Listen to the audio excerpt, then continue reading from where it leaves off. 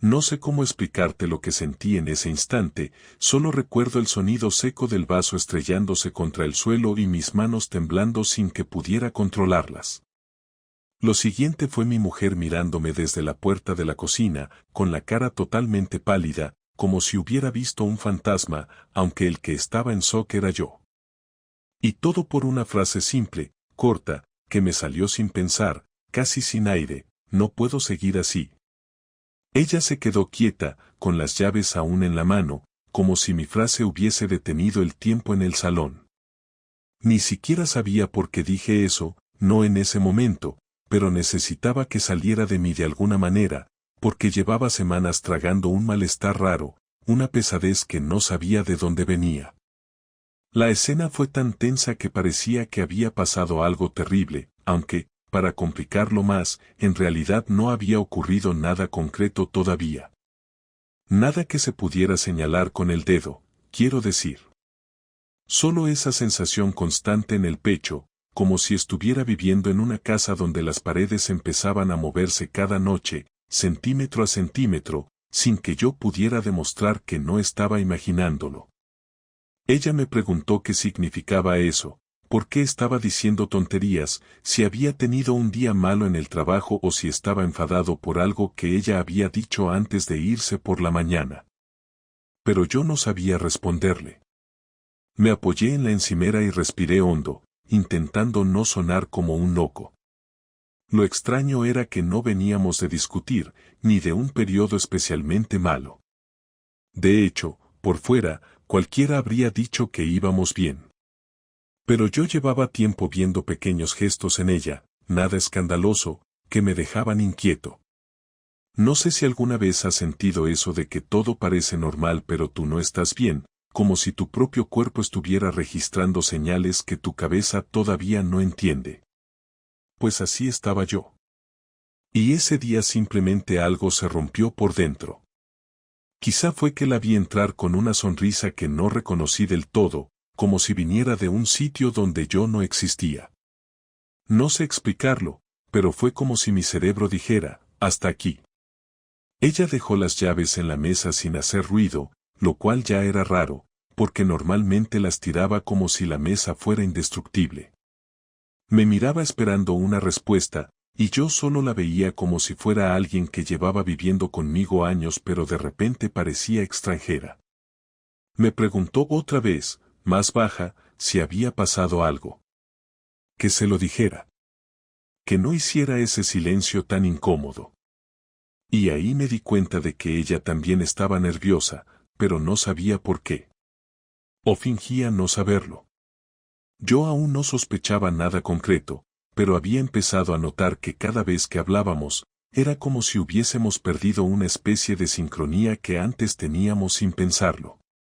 Le dije que no estaba enfadado, que solo me sentía raro últimamente, que no sabía si era por el trabajo, por la rutina, por lo que sea. Ella hizo ese gesto de levantar una ceja que siempre interpreté como paciencia, pero que ahora me sonó a distancia. Se cruzó de brazos y me dijo que últimamente estaba demasiado susceptible y que no sabía cómo ayudarme si no le explicaba qué me pasaba. Yo, por primera vez en mucho tiempo, no intenté suavizar nada. Le dije la verdad, que no sabía qué me pasaba, pero que sentía que algo en nosotros había cambiado, y que me notaba cargado todo el día, como si estuviera esperando un golpe que no terminaba de llegar. Me miró como si hubiera dicho la mayor estupidez del mundo, pero aún así se acercó, me tocó el brazo y trató de sonreír. Una sonrisa pequeña, forzada, pero sonrisa al fin y al cabo. Yo sentí calor en el estómago, pero no del bueno. Más como cuando sabes que algo es incómodo pero no puedes moverte. Ella me preguntó si quería que saliéramos esa noche a dar una vuelta, o si prefería que pidiéramos una cena rica. Me pareció un parche enorme sobre algo mucho más profundo, pero asenté porque no quería empeorarlo. Y ahí empezó el deterioro de verdad, aunque ninguno de los dos lo admitiría hasta mucho después. Las semanas siguientes se hicieron pesadas. Ella empezó a mostrar un tipo de cariño que parecía más un recordatorio de que debía tranquilizarme que una muestra real de afecto. Me decía que me notaba raro, que necesitaba desconectar, que seguro que lo que me pasaba era estrés. Cada vez que lo decía, sentía que apagaba algo dentro de mí. Yo no me quejé, no le discutí. Pero tampoco mejoraba. Era como si ella intentara cerrar con cinta adhesiva una grieta que no dejaba de abrirse. Lo que más me dolió fue que empecé a sentir que hablábamos sin decir nada. Que cualquier cosa profunda la esquivábamos sin querer. Cada cena se volvía un ritual donde ambos fingíamos que todo estaba bien. Y poco a poco fui desarrollando una especie de hipersensibilidad absurda. Cada comentario suyo lo analizaba, cada gesto lo interpretaba. No estaba buscándole nada. Solo intentaba entender por qué tenía esa sensación de pérdida, incluso cuando ella estaba sentada a mi lado. Una noche, sin venir a cuento, me soltó que últimamente estaba más distante conmigo y que esperaba que no fuera por alguna paranoia nueva. Eso me tocó donde más dolía. Le dije que no era paranoia, que simplemente no me sentía escuchado, que llevaba semanas intentando conectar con ella pero sentía que hablábamos como dos desconocidos compartiendo piso. Ella suspiró como si ya estuviera cansada del tema y dijo que yo era el que estaba raro, que ella no había cambiado. Y puede que en ese momento lo creyera. Pero yo notaba algo. No sabía qué, pero estaba ahí. Empecé a perder el sueño. Me despertaba en mitad de la noche con el corazón acelerado, sin haber soñado nada, solo con esa sensación pesada. Algunos días me sorprendía mirándola más tiempo del normal, como intentando descifrar algún mensaje oculto en su rostro, si estaba cansada, si estaba molesta, si estaba ocultando algo. Pero nada en concreto pasaba. Y esa incertidumbre era incluso peor que la verdad que más tarde descubriría. A mitad de mes, después de un día agotador, ella llegó tarde a casa y yo estaba sentado en el sofá, sin la tele encendida ni música ni nada. Ella me preguntó si estaba bien y yo le respondí que sí, aunque no era cierto. Me miró un segundo más de lo normal, como evaluándome, y luego se metió al baño. A través de la puerta escuché cómo respiraba hondo varias veces, como si se preparara para algo. Cuando salió, tenía otra vez esa sonrisa rara, esa que parecía pegada con pegamento. Me dijo que deberíamos planear un fin de semana fuera, que cambiar de aire nos vendría bien. Yo asentí otra vez, aunque por dentro se me encogió algo. Fue esa misma noche, justo antes de dormir, cuando tuve la sensación más clara de todas, algo iba a romperse pronto. No sabía si en mí, en ella, o entre los dos. Pero lo sabía. Y no tenía ni idea de que, apenas unos días después, descubriría algo que no solo confirmaría mi intuición, sino que me partiría por dentro de formas que todavía no sé explicar bien. Pero eso viene después. Por ahora, solo puedo decirte que la primera grieta no fue una prueba ni un mensaje oculto, fue esa frase que dije sin querer, ese no puedo seguir así que salió antes de que mi cabeza pudiera detenerlo. Y en cierto modo, quizá fue lo único honesto que había dicho en semanas. No sé en qué momento exacto empezó todo a encajar, pero recuerdo perfectamente la tarde en la que algo dejó de ser solo una incomodidad y se convirtió en una certeza insoportable. Habían pasado solo unos días desde aquella primera explosión mía en la cocina, y aunque externamente intentábamos actuar como siempre, dentro de mí había algo que no se calmaba. Ese día volví del trabajo antes de tiempo porque la reunión que tenía prevista se canceló. No pensé en avisarla, no por querer pillarla desprevenida ni nada por el estilo, sino porque simplemente me apetecía llegar a casa, ducharme y tirarme un rato en el sofá. La verdad es que no esperaba nada extraño. Hasta que crucé la puerta. Escuché ruido en el salón, algo así como pasos rápidos o movimiento arrastrado, pero no un ruido fuerte, más bien contenido, como si alguien intentara no llamar la atención. Pensé que era ella ordenando, pero cuando entré, la encontré completamente diferente a lo que habría imaginado. Estaba inclinada sobre la mesa, moviendo algo con demasiada prisa, como si hubiera aparecido un incendio y ella intentara apagarlo con las manos. Cuando me vio, dio un respingo que no tenía nada de natural. Me dijo qué susto, no sabía que volvías tan pronto, y aunque intentó sonreír, la expresión no le salió. Era una mezcla entre sobresalto y algo que, en ese momento, no supe identificar, pero más tarde reconocería como nerviosismo puro. Le pregunté qué pasaba. Ella dijo que nada, que estaba organizando unas cosas del trabajo, y señaló unos folios desperdigados como si eso lo explicara todo. Pero había un detalle que me golpeó sin estar buscándolo.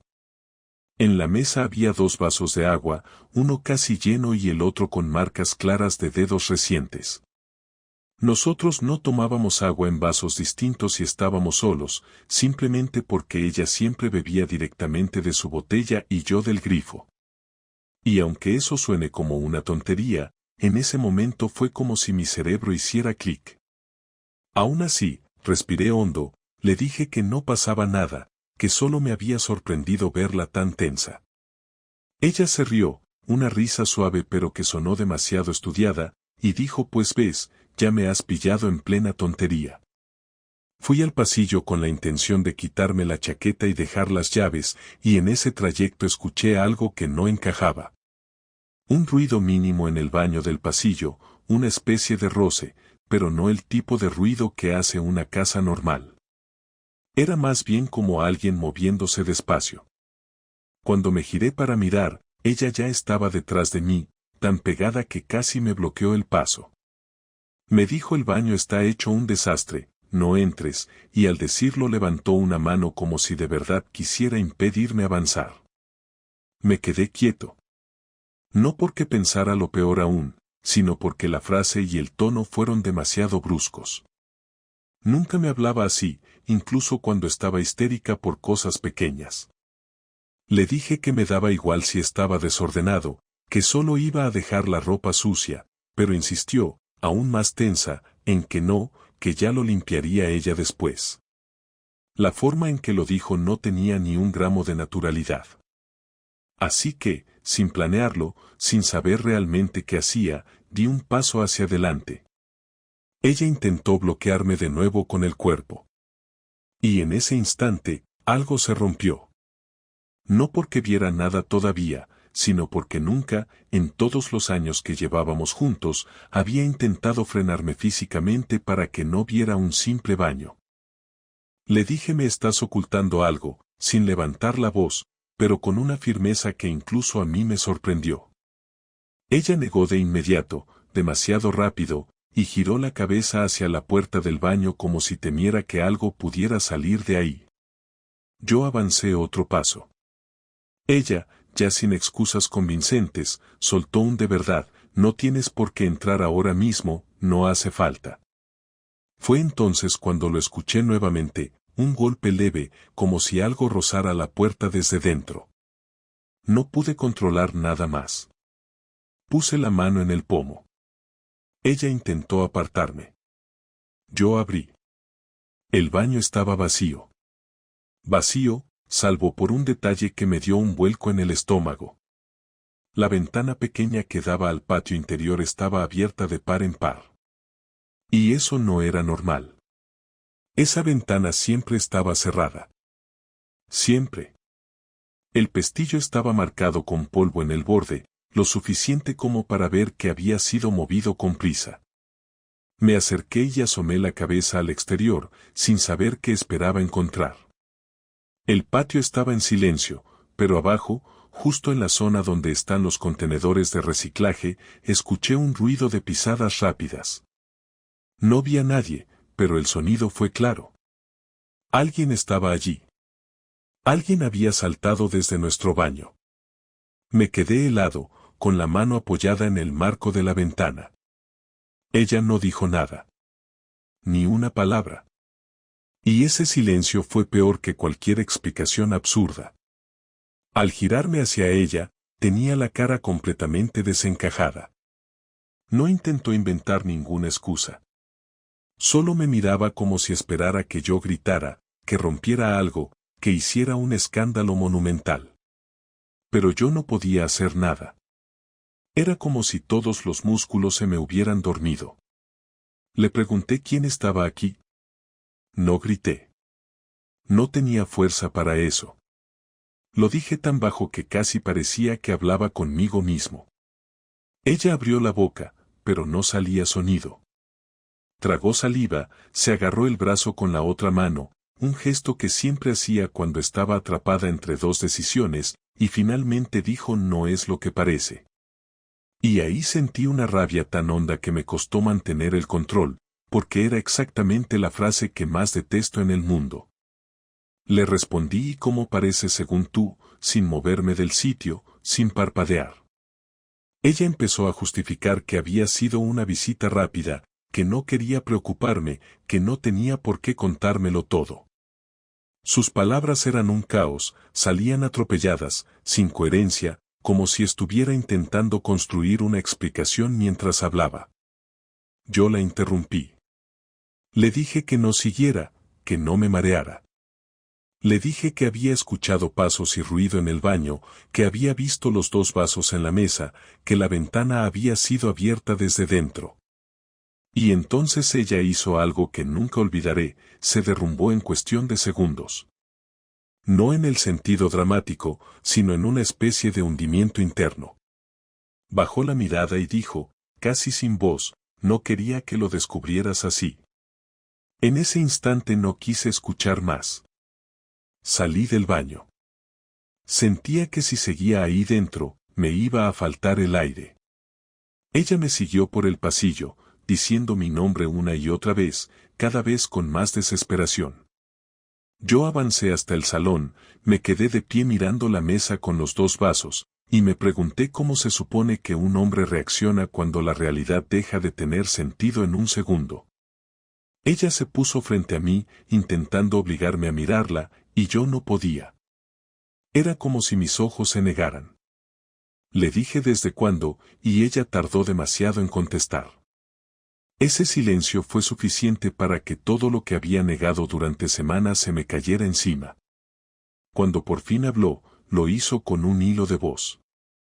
Dijo: no es una relación, no es algo serio, no es. Y yo la detuve. Le repetí que no quería definiciones, que quería hechos. Ella empezó a justificar que había sido algo reciente, que no sabía por qué lo había permitido, que había sido un error impulsivo.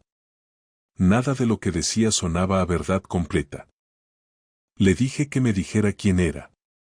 No para buscarlo ni enfrentarlo, sino porque necesitaba saber si era alguien que conocía, alguien cercano, alguien que había estado en mi casa antes sin que yo lo supiera. Ella dudó, se llevó las manos a la cara, dio un paso atrás como si yo la hubiera empujado, y finalmente murmuró un nombre que yo no esperaba en absoluto. No era un compañero de trabajo, no era un amigo nuestro, no era nadie relacionado con nuestro entorno habitual. Y sin embargo, la realidad de que ese hombre había estado en mi baño, en mi casa, mientras yo trabajaba, me dejó sin aire. Le dije que necesitaba salir un momento, que no podía continuar la conversación allí dentro. Ella me pidió que no me fuera, que habláramos, que no lo dejara así. Pero yo tenía la cabeza aturdida. Me puse la chaqueta sin mirar siquiera si tenía el móvil o la cartera. Abrí la puerta y salí. Ella me siguió hasta el rellano diciendo: por favor, no te vayas, no lo hagas así. Le dije que no se preocupara, que no iba a desaparecer, pero que necesitaba respirar sin ella delante. Cuando bajé las escaleras, tuve una sensación rara, como si el suelo se moviera. No era literal, pero sí una especie de desorientación que no me dejó reconocer mis propios pasos. Me apoyé en la barandilla un segundo. A mitad de la escalera escuché la ventana del baño cerrarse de golpe. No quise subir a verificar nada. No me atreví. Seguí bajando. Salí a la calle y me quedé quieto. Sentía el corazón bombeando como si me fuera a partir el pecho desde dentro. No lloré. Tampoco grité. Solo estaba ahí, de pie, como si mi vida hubiera cambiado de eje sin avisar. La frase que ella había dicho, no quería que lo descubrieras así, resonaba en mi cabeza como un eco sordo. Me quedé preguntándome cuántas veces habría pasado algo similar antes sin que yo lo supiera. ¿Cuántas tardes había pensado que estaba sola? ¿Cuántas veces había abierto esa ventana? Y lo peor no era lo que ya sabía, sino lo que aún faltaba por saber. La confrontación no empezó con gritos, aunque todo apuntaba a que terminaría así. Cuando volví a casa, no sabía si iba a entrar o si simplemente iba a recoger algo y largarme. Ella estaba sentada en el sofá, con los codos apoyados en las rodillas y las manos entrelazadas, mirando al suelo como si necesitara memorizar cada detalle del parquet para no venirse abajo. Al entrar, levantó la cabeza con un gesto tembloroso. No parecía enfadada. Tampoco arrepentida. Parecía aterrada por lo que yo pudiera decir o hacer. Cerré la puerta sin apartar los ojos de ella. No dije nada al principio porque no confiaba en mi voz. Me acerqué despacio, dejé las llaves en la mesa y me apoyé en el respaldo de una silla. Ella respiró hondo, se incorporó y dijo: no quería que fuera así, te lo juro. Me chocó que empezara por ahí, como si el problema fuese la forma y no la traición en sí. Le dije: pues lo ha sido así, ya no podemos cambiarlo, así que dime la verdad completa. Su reacción fue inmediata, bajada de mirada, labios temblorosos, manos frotándose entre sí. Era evidente que aún dudaba hasta dónde iba a confesar. Le pregunté quién era él exactamente, cómo había llegado a mi casa, por qué tenía tanta seguridad al moverse por el baño, por qué había una ventana abierta como si hubiese hecho eso más veces. Ella intentó hablar, pero lo que salía eran frases rotas.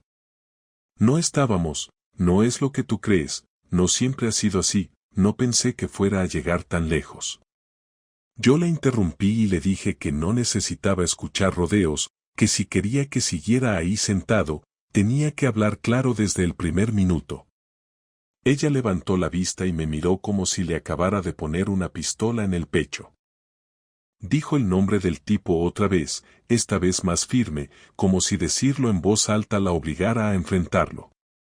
Era un hombre que ella había conocido hacía meses en una actividad que hizo con una amiga. Un evento de barrio, una tontería de esas donde se mezclan desconocidos. Me costaba asimilar que algo tan banal hubiese terminado en un desastre así. Me contó que al principio era solo alguien con quien coincidía, alguien con quien hablaba cuando salía con esa amiga. Yo le pregunté y qué cambió, y ella tardó tanto en responder que tuve la sensación de que iba a inventarse algo para sonar mejor. Finalmente dijo: cambió porque empecé a sentir que contigo estaba caminando sobre suelo inestable, como si ya no supiera cómo hablarte. Esa frase me encendió la sangre. Le dije que eso no justificaba nada, que si se sentía insegura en casa, lo mínimo era decirlo. Que no se pasa de un mal mes a meter a otro hombre en un baño. Ella empezó a llorar. No un llanto desgarrador, sino uno contenido, casi irritante, como el de quien llora más por sus propios nervios que por el daño causado. Dijo: no lo metí a propósito, no fue planeado, no fue así. Yo avancé un paso y le dije que no me interesaban los matices, que quería hechos cronológicos, no emociones sueltas. Ella se secó la cara con la manga y empezó a hablar más rápido. Me contó que llevaba semanas quedando con él, pero que nunca había sido en casa hasta ese día. Me dijo que habían estado dando un paseo, que luego vinieron a dejar unas cosas que ella había comprado, y que no esperaba que yo volviera tan pronto. Esa parte me pareció tan absurda que la interrumpí otra vez. ¿Dejar qué cosas? En la mesa solo había folios del trabajo y 2 vasos de agua. Ella se quedó callada. Era evidente que esa excusa se la había inventado sobre la marcha. Intentó corregirse, diciendo que habían entrado solo para hablar un momento. Ahí me reí, pero no de humor, sino de incredulidad completa. Le dije: vaya sitio elegiste para hablar, el baño con la ventana abierta. Ella se cubrió la cara. Dijo no sé por qué entró al baño, yo le dije que no fuera, pero se puso nervioso. Era la primera vez que mencionaba el miedo del otro. Le dije nervioso porque casi lo pillo, ¿no?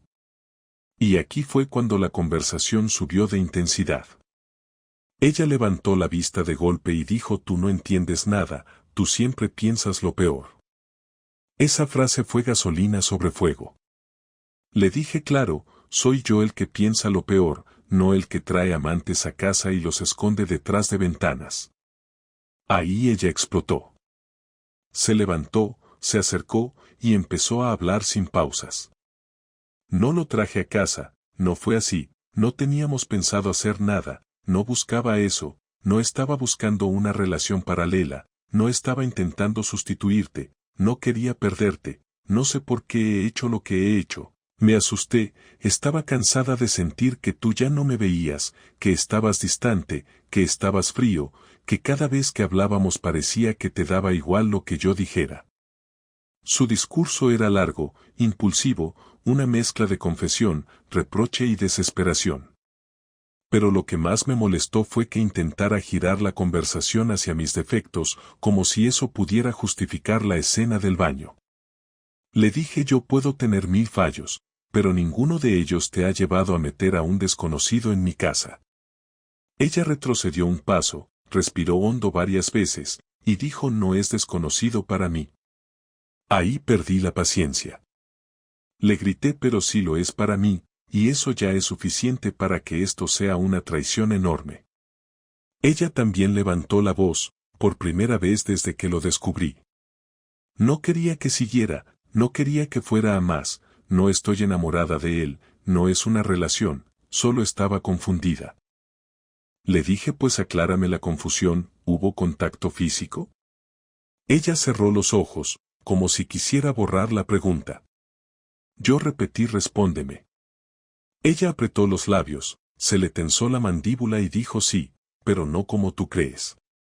Volví a reír, esta vez con un sonido que más que risa parecía un desahogo amargo. ¿Y cómo creo yo que es? ¿Qué versión mágica de la infidelidad vas a darme para que parezca menos grave? Ella se derrumbó en lágrimas de nuevo. Dijo que solo habían sido besos, que no habían llegado a más, que lo del baño no había sido una escena íntima sino un acto de esconderse porque escucharon la puerta. Le dije que era ridículo pensar que podía creerlo sin pruebas, que no tenía garantía de nada, que al abrir la ventana ya habían demostrado que estaban dispuestos a lo que fuera para evitar que los viera juntos. Ella gritó no pensé, estaba en shock, él se asustó, no sabía qué hacer, no quería que tú lo enfrentaras. Eso me hirió profundamente. No querías que lo enfrentara, ¿por qué? Porque te preocupaba que yo le dijera algo, o porque él te importa más de lo que admites. Ella negó con vehemencia, diciendo no me importa más que tú, no me importa en absoluto, estaba intentando evitar una escena peor. Yo seguí presionando. Quería la verdad completa, sin filtros. Le pregunté cuántas veces habían quedado a solas. Ella intentó esquivar la pregunta. Le pedí que lo dijera. Dijo unas cuantas. Le pedí números. Dijo no sé, 4 o 5. No le creí. Su tono no sonaba a precisión. Le dije y antes de eso, ¿mensajes? Ella dijo sí, pero no eran cosas así, eran conversaciones normales. Le dije que sí eran normales, porque los había borrado. Ella tragó saliva, miró al suelo y murmuró porque sabía que iban a molestarte. Le contesté con la voz más fría que me salió lo que me molesta es lo que has hecho, no lo que has escrito. Ella intentó acercarse para tocarme, pero di un paso atrás. No quería que me tocara. Me dijo por favor, no me trates como a una enemiga. Le dije no tengo que tratarte como enemiga, te has colocado tú sola en esa posición. Ella rompió a llorar de forma más fuerte, diciendo que no quería perder el matrimonio, que quería arreglarlo, que estaba dispuesta a cortar todo contacto con él, que no sabía cómo había llegado a eso. Yo escuchaba, pero era como si ya no pudiera conectar emocionalmente con lo que decía. Cada palabra me sonaba vacía, como si hubiese perdido su peso. Le dije que su arrepentimiento llegaba después de que la pillaran, no antes, y que eso no tiene el mismo valor. Ella negó, dijo: te juro que pensaba poner fin a todo, te juro que hoy mismo quería hacerlo. Le respondí: curiosa coincidencia entonces que justo el día en que ibas a terminarlo lo trajeras a casa. Ella empezó a temblar. Dijo: no lo traje, no lo invité, las cosas se dieron así. Yo dije: las cosas no se dan solas, alguien las provoca. Hubo un silencio largo. Ella se secó la cara, respiró hondo y dijo: dime qué quieres hacer. Esa pregunta me atravesó porque significaba que aceptaba que el control ya no lo tenía. Me acerqué despacio y le dije: quiero la verdad completa. Toda. Aunque sí jorobó. Si quieres que tome una decisión justa, necesito saberlo todo. Ella tragó saliva otra vez y murmuró: te lo diré, pero necesito que no grites más.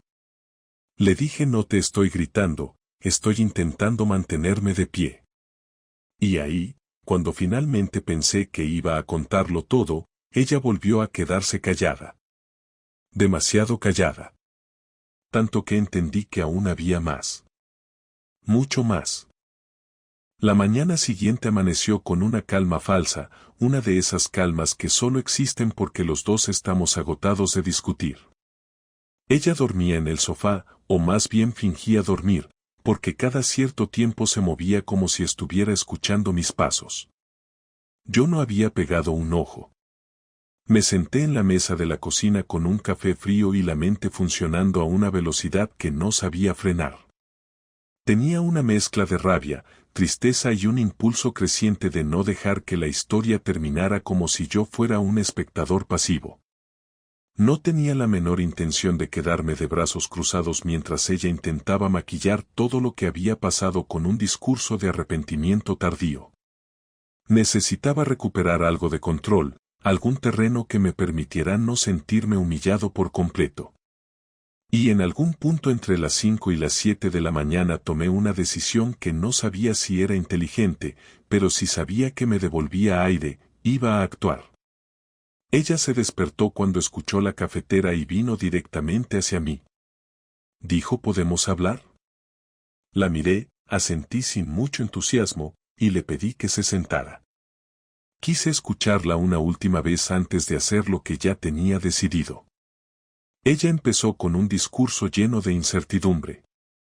Decía que llevaba días intentando romper el asunto, que no sabía cómo manejar mi distancia, que el otro solo había sido un escape momentáneo de algo que ella tampoco entendía. El relato ya no tenía fuerza, repetía las mismas frases de la noche anterior, intentando cubrir huecos que yo ya había detectado. Quise evitar volver al terreno emocional porque sabía que eso no me llevaría a ninguna parte, así que fui directo al punto que necesitaba confirmar. Le pregunté si seguía en contacto con él. Ella dudó. Esa duda duró demasiado. Finalmente admitió que sí, que la noche anterior él le había enviado un mensaje preguntando si estaba bien. Intenté mantener la calma, pero sentir que incluso después de haberlo descubierto seguían escribiéndose me encendió por dentro.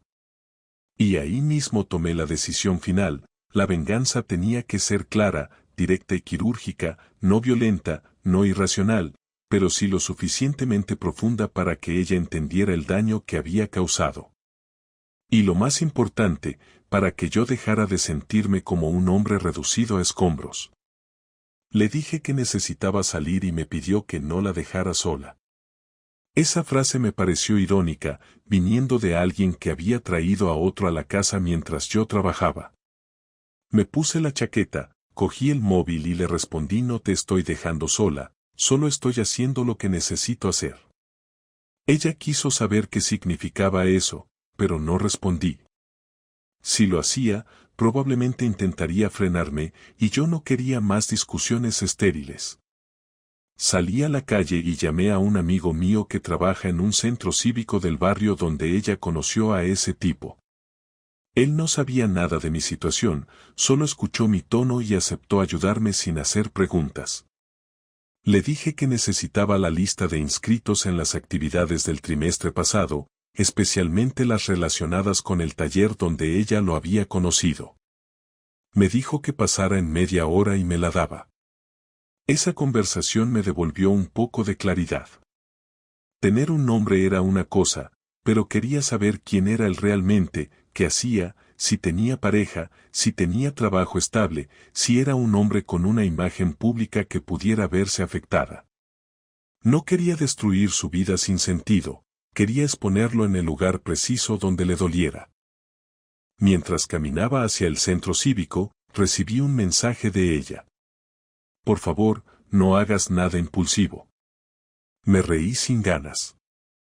Impulsivo era esconder a un tipo en un baño y abrir una ventana para que escapara. Lo mío tenía intención. Cuando llegué, mi amigo me entregó lo que le pedí.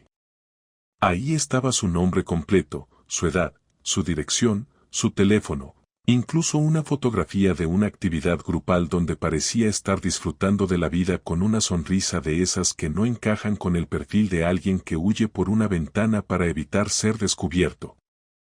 Volví a casa, pero no entré. Caminé hasta un banco cercano y empecé a revisar su información. Descubrí que trabajaba en una pequeña empresa local, una cooperativa cultural que organiza eventos y actividades. No era alguien anónimo, dentro del barrio tenía buena reputación y figuraba habitualmente en redes sociales. Y ahí supe exactamente cuál iba a ser mi jugada. No quería violencia ni escándalo público, pero sí quería que él sintiera el peso de haberse metido en una relación ajena con una tranquilidad que nunca debería haber tenido. Tomé una captura de toda la información y la guardé en una carpeta que titulé para enviar. Volví a casa finalmente. Ella seguía en el mismo sitio, sentada en el sofá. Estaba pálida, con ojeras y un gesto tan frágil que, en otro contexto, me habría dado pena. Pero ahora solo veía a alguien que había sido capaz de poner nuestra relación en riesgo sin pensarlo dos veces. Me preguntó dónde había estado. Le dije haciendo lo que necesito para que entiendas que esto no va a desaparecer con 4 disculpas. Ella se quedó en silencio unos segundos y luego dijo: si vas a hacer daño por hacer daño, no vas a arreglar nada. Me acerqué, me senté frente a ella y le respondí: no voy a hacer daño por placer, voy a hacer daño porque lo que hiciste tiene consecuencias. Ella se llevó las manos a la cara y dijo: dime qué vas a hacer. Entonces decidí decirle la mitad, no la totalidad. Voy a hablar con él. Su reacción fue inmediata. No, por favor, no lo hagas, no quiero que esto se vuelva un escándalo. Me reí con amargura porque, aunque ella lo negara, el miedo que tenía no era por mí, sino por él. Le pregunté: ¿tienes miedo por él o por ti? Ella no respondió. Ya no importaba. Lo había observado demasiado tiempo como para necesitar palabras. Le dejé claro que no iba a agredirlo ni insultarlo, pero que tampoco iba a permitir que siguiera caminando tan tranquilo como si no hubiera pasado nada. Le dije que él tenía una vida, un círculo social, una imagen que cuidar, y que yo también tenía derecho a defender mi dignidad. Ella me suplicó que no lo hiciera, que no involucrara a nadie más, que eso solo iba a empeorar las cosas. Yo le respondí: empeorar las cosas fue traerlo aquí, esconderlo en tu baño y mentirme en la cara. Se quedó quieta, derrotada, sin argumentos. Salí de nuevo, esta vez decidido a poner mi plan en marcha. No iba a ir a su casa ni a su trabajo. No quería un enfrentamiento físico ni una escena de película.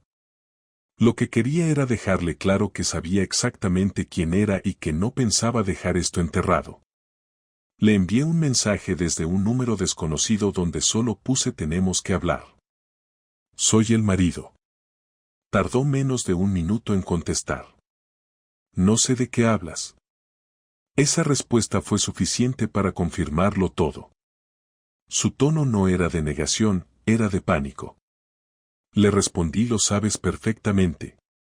No voy a hacer nada que te perjudique si hablamos como corresponde.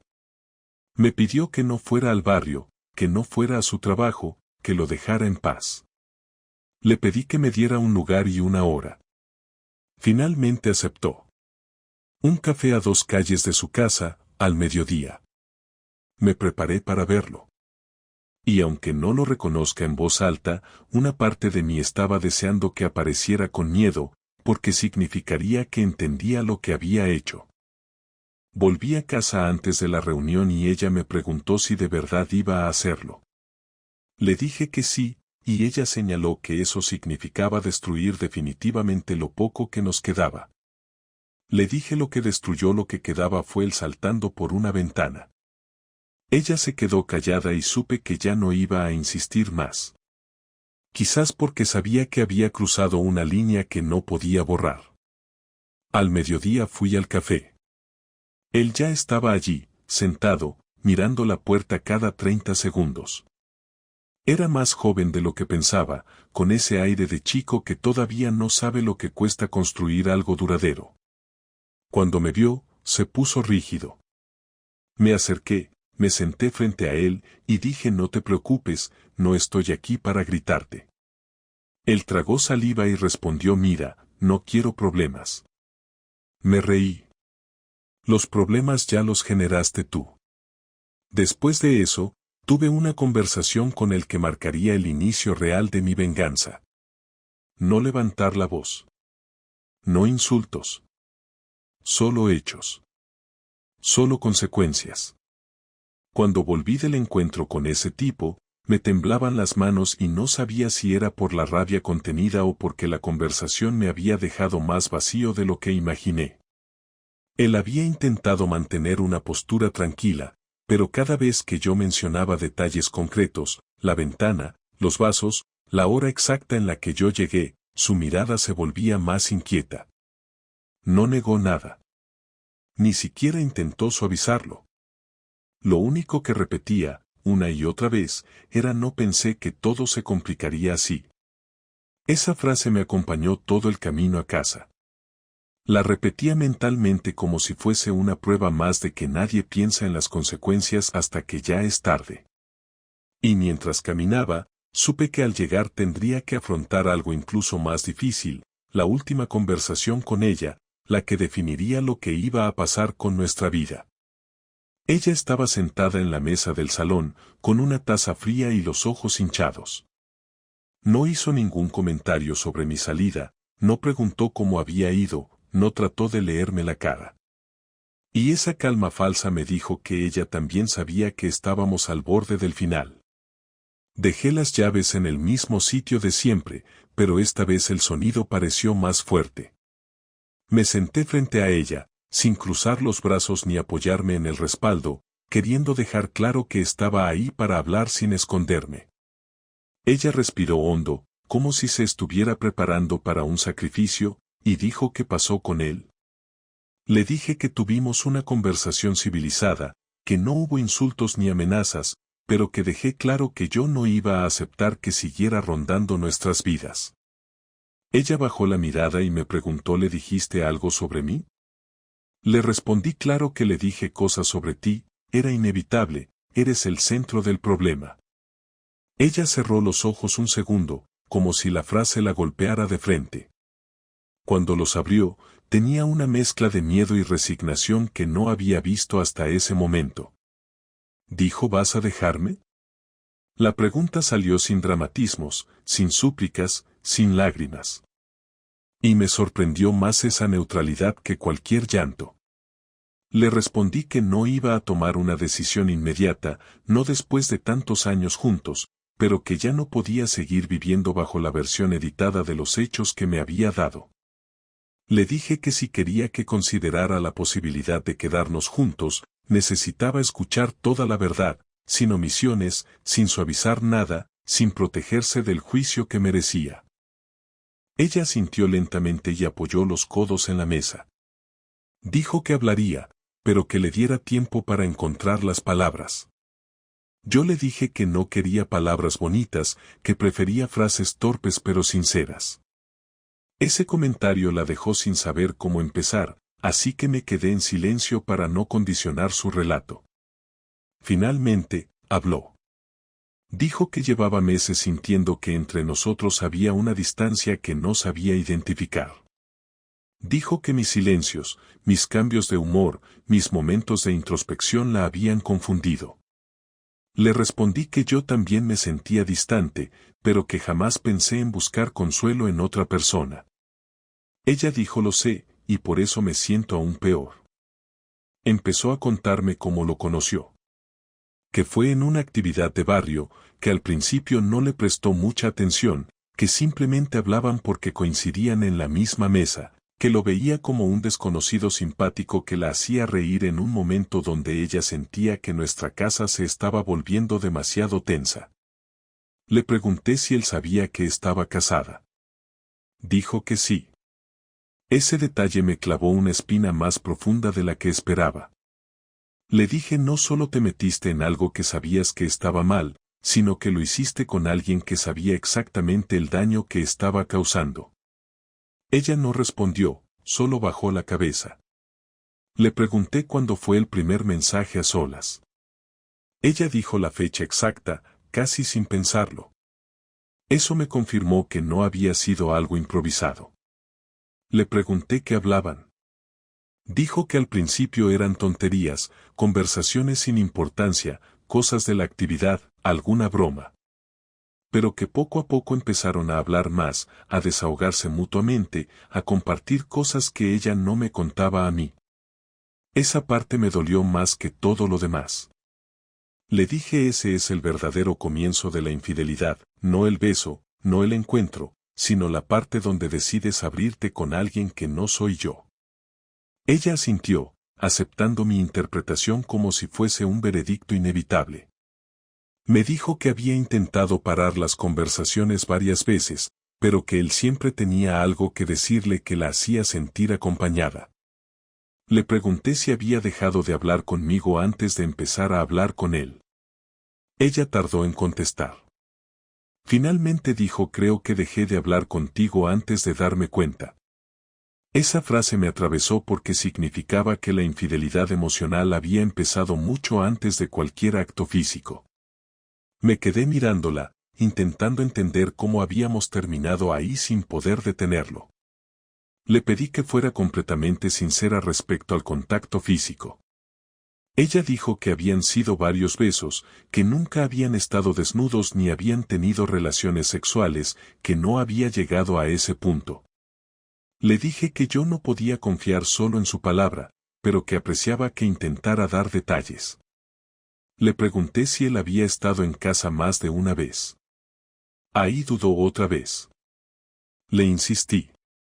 Dijo que sí, una vez más, hace unas semanas, cuando yo había salido a hacer una gestión. Eso me apagó por dentro. Le dije que la traición no era solo el acto, sino la normalización de meter a otro en nuestro espacio más íntimo. Ella comenzó a llorar, pero esta vez no era un llanto impulsivo, sino uno lento, como si le costara aceptar lo que estaba diciendo en voz alta. Dijo que se arrepentía, que si pudiera volver atrás no lo haría, que no sabía en qué momento había perdido la noción de los límites. Yo la escuché sin interrumpirla porque necesitaba ver hasta dónde llegaba su culpa real y dónde empezaban las excusas. Me miró con los ojos rojos y dijo: quiero arreglarlo, quiero luchar por lo que tenemos, quiero volver a encontrarte, quiero recuperarnos. Le respondí que no se arregla algo así en un día, que la confianza no se recompone con frases bonitas, que la reconstrucción, si llegaba, iba a ser lenta y dolorosa. Ella me preguntó entonces qué necesitaba yo para considerar seguir. Y ahí me quedé callado varios segundos porque no sabía responder. Dije: necesito entender si tú de verdad quieres estar conmigo o si lo que quieres es evitar las consecuencias de lo que hiciste. Ella negó, dijo que no quería evitar nada, que aceptaba las consecuencias, pero que no quería perderme. Le dije: pero ya me perdiste de alguna manera, aunque sigas aquí. Esa frase la dejó sin respiración. Ella se puso de pie, caminó alrededor de la mesa como si necesitara moverse para no derrumbarse, y dijo: dime qué hago, lo que sea, pero no te rindas todavía. Me sorprendió el tono, no era suplicante, era desesperado. Le dije que antes de decidir nada, necesitaba tiempo. No horas. No días. Tiempo real para procesar. Le dije que no pensaba tomar decisiones bajo presión ni bajo culpa. Ella dijo: ¿me vas a dejar? Le repetí que no sabía aún. Hubo un silencio largo, incómodo, lleno de cosas no dichas. Y entonces ella dijo algo que cambió por completo mi percepción. Dijo: más allá de lo que hice, quiero que entiendas que no dejé de quererte. Esa frase me enfureció más que todo lo demás. Le dije: no digas que me quieres cuando tus actos dicen lo contrario. Ella insistió, diciendo que el cariño y el deseo no son lo mismo, que podía haber estado confundida sin haber dejado de amarme. Le dije que yo no entendía ese tipo de amor, que para mí la lealtad era parte inseparable del cariño. Ella empezó a llorar otra vez, apoyando las manos sobre la mesa como si no pudiera sostenerse. Y yo sentí algo extraño, no lástima, no rabia, sino una especie de desorientación emocional que no sabía colocar en ninguna parte. Porque por un momento ella parecía auténticamente devastada, pero al mismo tiempo yo no sabía si ese dolor era por mí o por la posibilidad de perder la estabilidad que le daba nuestra vida juntos. Le dije que esa sería nuestra última conversación intensa por unos días. Que necesitaba silencio, espacio, distancia. Ella me preguntó si me iba a ir de casa. Le dije que probablemente sí, pero que no sería hoy. Ella dijo: no quiero que te vayas. Yo respondí: yo tampoco quería que trajeras a otro aquí. Ella se desplomó en la silla. Se cubrió la cara. Dijo: lo sé, lo sé. Yo me levanté, fui a la ventana, respiré hondo varias veces, y entendí que estaba entrando en la fase más dolorosa de todas, la aceptación de que nada volvería a ser como antes, aunque siguiéramos juntos. Y así terminó nuestra última conversación real antes de que yo tomara mi decisión. Los días siguientes se sintieron como una especie de suspensión, un periodo en el que yo seguía viviendo en la misma casa pero ya no pertenecía a ella. Ella intentaba mantener una rutina mínima, preparar café, recoger cosas, moverse con cuidado para no interrumpirme, pero todo eso solo reforzaba la sensación de que estábamos en un punto muerto. Yo necesitaba pensar sin su presencia constante, así que salía mucho, caminaba por el barrio sin rumbo concreto, entraba a bares donde nadie me conocía, me sentaba en bancos de plazas donde nunca antes había estado. No buscaba distraerme, solo necesitaba aire. Cada paso que daba me llevaba de vuelta a las mismas preguntas: ¿qué había aprendido realmente de todo esto? ¿Qué significaba el amor cuando se rompía así? ¿Cómo se supone que uno reorganiza su vida después de que la persona con la que compartió años cruce una línea de la que no se regresa fácilmente? Una tarde, después de varias horas fuera, volví a casa y la encontré sentada en el salón sin el televisor encendido, sin música, sin móvil en la mano. Estaba ahí, quieta, como si llevara esperando horas a que yo entrara. Cuando me vio, se incorporó lentamente y dijo: podemos hablar cuando quieras, solo dímelo. Le respondí que sí, pero que antes necesitaba aclarar mis ideas. Ella asintió sin decir nada más. Ese gesto, tan contenido, me hizo pensar que quizá por primera vez en días había entendido que yo no estaba intentando castigarla, sino decidir cómo seguir con mi vida sin cometer un error impulsivo. Esa noche me encerré en el dormitorio con la intención de escribir, no algo literario ni elaborado, sino una lista. Una lista simple: que pierdo si me quedo, que pierdo si me voy, que gano si me quedo, que gano si me voy. No buscaba respuestas inmediatas, solo quería ver mi mente en papel. Y mientras escribía, me di cuenta de que mis emociones habían recorrido un camino completo. Primero el shock de abrir aquella puerta, luego la rabia al escuchar sus excusas, Después la confusión al verme dividido entre lo que sabía y lo que sentía, luego la tristeza profunda de ver en qué se había convertido lo nuestro. Y finalmente esa aceptación fría que llega cuando ya no puedes seguir fingiendo que las cosas volverán a ser como antes. Esa aceptación no era resignación, era claridad. Y esa claridad me llevó a entender que había llegado el momento de la última conversación, la definitiva. La llamé al salón y se sentó frente a mí sin apartar la vista. No parecía expectante, sino preparada. Como si estuviera lista para cualquier cosa que yo dijera. Me sorprendió su postura, esa calma tensa que solo aparece cuando alguien ya asumió su culpa por completo. Yo respiré hondo y le dije que necesitaba hablar sin interrupciones. Ella asintió. Le dije que había estado pensando durante días, intentando analizar no solo lo que había hecho ella, sino también lo que había sentido yo en todo este proceso. Le dije que no estaba buscando culpables adicionales ni reinterpretar lo que ya sabíamos, sino entender si seguir juntos tenía sentido o si solo estábamos intentando salvar algo por costumbre. Ella me pidió que siguiera. Así que lo hice. Le dije que la traición no había sido solo un momento concreto, ni un beso, ni una conversación secreta. Que la traición había sido ver cómo depositaba en otro hombre lo que durante años compartió conmigo. Que la traición había sido la ventana abierta, el ruido en el baño, los pasos huyendo. Que esa imagen se me había quedado grabada en un nivel que no sabía si algún día podría borrar.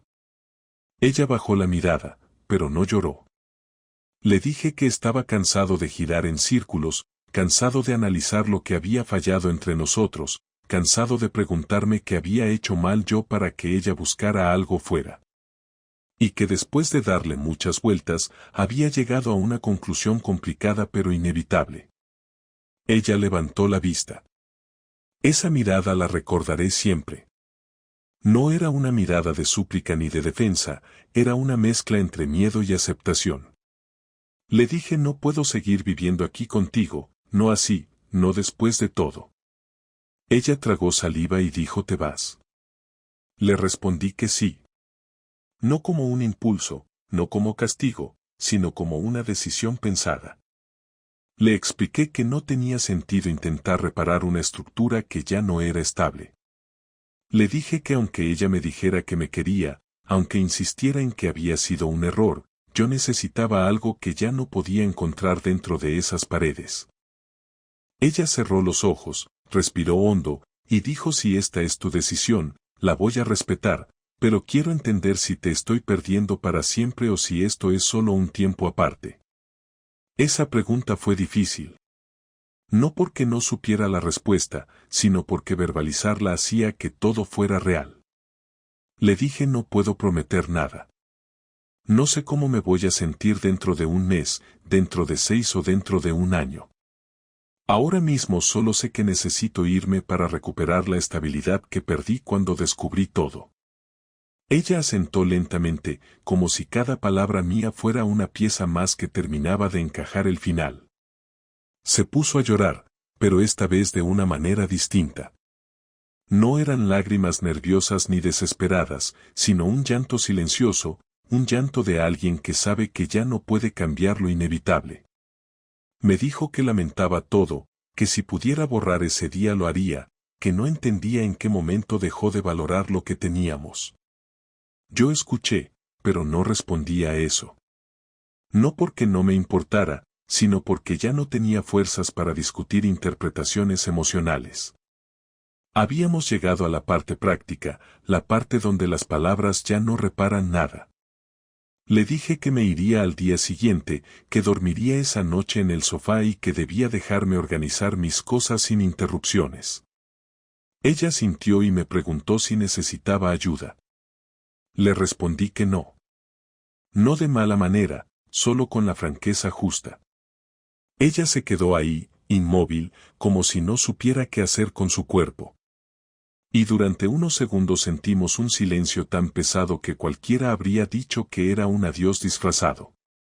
Ella finalmente murmuró gracias por decirlo así y no de una forma cruel. Le dije lo último que quiero es ser cruel. Quiero ser claro. Me fui al sofá y pasé la noche mirando al techo. No dormí ni un minuto, pero tampoco lloré. Era como si todas las emociones ya hubieran pasado por mí y ahora solo quedara la calma amarga del final. Escuché varias veces cómo ella se movía en la habitación, cómo abría cajones, cómo volvía a cerrar la puerta con cuidado. No bajó en toda la noche, y creo que eso fue lo correcto. No había nada más que decir. Al amanecer empecé a preparar mi maleta. Cogí ropa, documentos, un par de libros y algunas cosas personales que sabía que iba a necesitar. Ella salió del dormitorio con la cara hinchada, pero no trató de hablarme ni de detenerme. Solo dijo: cuando salgas, por favor avísame. Asentí. Terminé de cerrarlo todo y, antes de irme, le pedí que se sentara un momento. Ella lo hizo. Le dije que esperaba que entendiera que mi decisión no era un castigo, sino un resguardo emocional. Que no sabía si habría un futuro juntos o no, pero que ahora mismo lo único que podía hacer era alejarme. Ella se mordió el labio y dijo: si en algún momento quieres hablar, estoy aquí. Le respondí: si algún día quiero hablar, te lo haré saber. Caminé hacia la puerta. Cada paso parecía pesado, pero no dudé en ningún momento. Ella se quedó en el salón, sin seguirme ni intentar detenerme. Cuando abrí la puerta, escuché su respiración entrecortada detrás de mí, pero no me giré. No porque no quisiera verla, sino porque si la miraba quizá habría postergado lo inevitable. Crucé el umbral, cerré la puerta con suavidad y bajé las escaleras sin mirar atrás. Al salir a la calle sentí algo que llevaba días esperando sentir: claridad. No alivio, no paz, no esperanza. Solo claridad. Había tomado una decisión y ahora empezaba la parte que más miedo me daba: construir una vida después de un terremoto emocional que todavía seguía temblando dentro de mí.